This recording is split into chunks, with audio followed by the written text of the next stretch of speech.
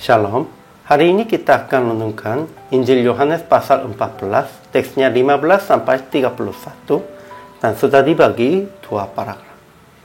Paragraf yang pertama ayat 15 sampai 24. Penolong yang lain yang menyertai orang percaya selama-lamanya, yaitu Roh kebenaran, akan datang dari Bapa kepada mereka yang menuruti segala perintahnya. Dan Yesus juga datang kembali lagi, tidak akan meninggalkan mereka sebagai yatim piatu.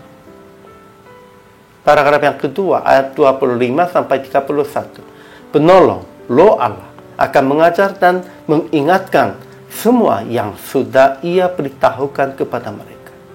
Dan tidak usah gelisah dan takut, sebab Yesus tinggalkan damai sejahtera bagi mereka. Kesimpulannya, Yesus berkata, "Jikalau kamu mengasihi aku, kamu akan menuruti segala perintahku." Dan Ia janji bahwa penolong yang lain yang menyertai orang percaya selama-lamanya, yaitu Roh kebenaran, akan datang dari Bapa kepada mereka.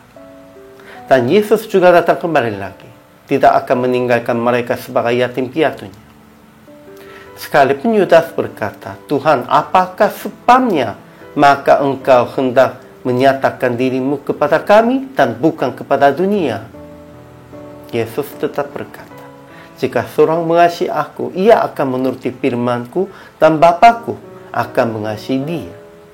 Dan mengajar lagi, akan penolong mengajar dan mengingatkan semua yang sudah Ia beritahukan kepada mereka.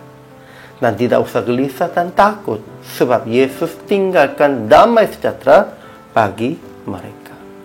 Yesus sudah janjinya akan memberikan Roh Allah, Roh Kudusnya, tetapi itu untuk menolong murid-muridnya. Ajaran tentang Allahnya, pertama, Bapa akan memberikan kepada murid-muridnya seorang penolong yang lain, supaya Ia menyertai mereka selama-lamanya. Kedua, penolong, Roh kebenaran yang datang dari Bapa itu akan menyertai orang percaya selama-lamanya.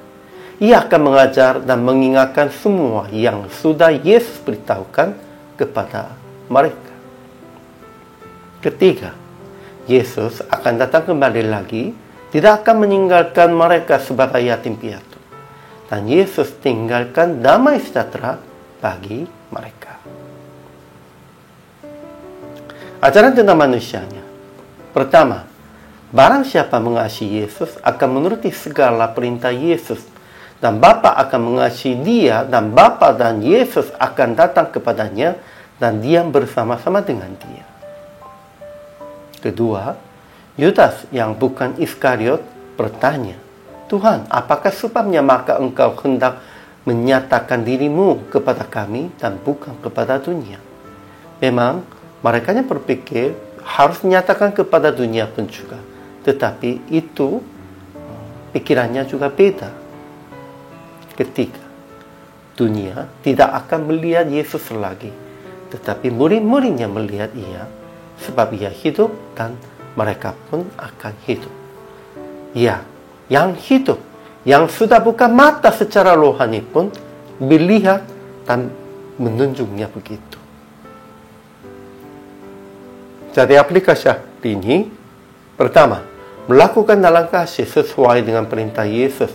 Jangan tinggalkan orang-orang yang perlu pertolongan. Harus menolong mereka. Kedua, jagalah hati damai sejahtera dalam Yesus, dengan percaya bahwa Ia tetap menyertai kita. Sekarangnya dengan Roh Allah, tetapi Yesus juga akan kembali. Kita harus percaya ini. Akhirnya praktik hari ini menghibur dan menyemangatkan orang-orang yang susah hati dengan menolong mereka sambil memberikan keperluan mereka, sambil mendampingi jalan mereka, supaya hati mereka merasa damai sejahtera. Untuk itu, kita juga harus jaganya hati damai sejahteranya.